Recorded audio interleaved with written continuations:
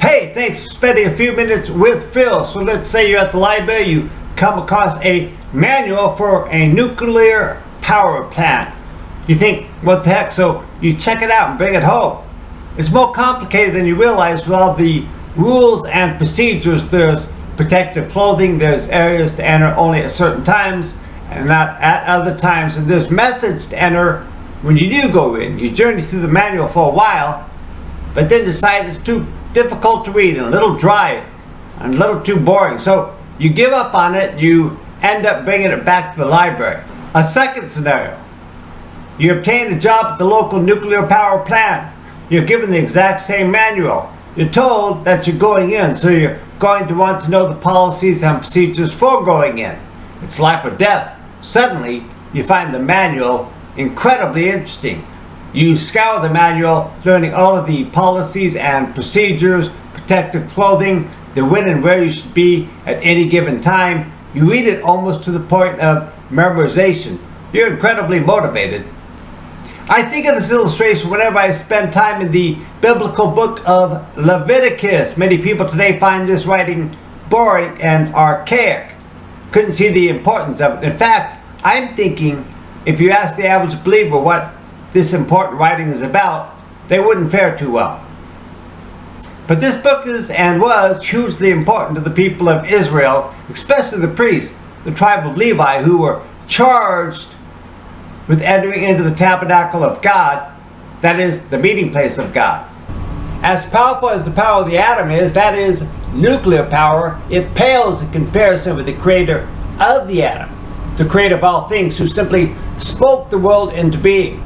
The God and creator who brought forth light and created sky and dry ground, who destroyed the earth with water. This same God, the Levitical priests were charged with entering into his presence, but they better get it right. They better follow the manual.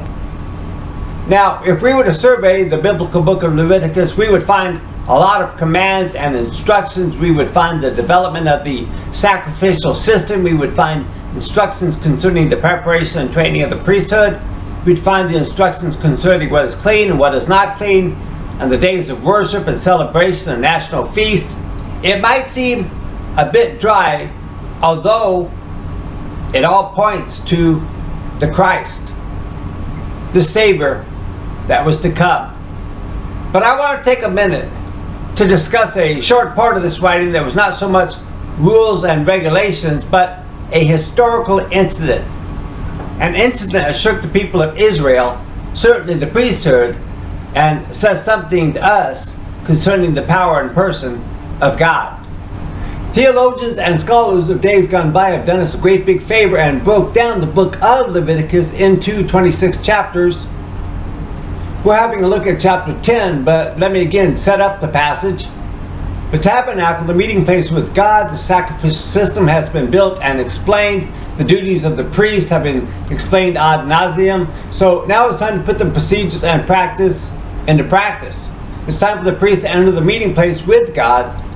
The first two to enter the temple are named. They're named Nadab and Abihu, the sons of Aaron, Moses' brother. Let's pick up the incident in Leviticus chapter 10. Leviticus chapter 10. Now, Nadab and Abihu, the sons of Aaron, each took a censer and put fire in it and laid incense on it and offered unauthorized fire before the Lord, which he had not commanded them to do.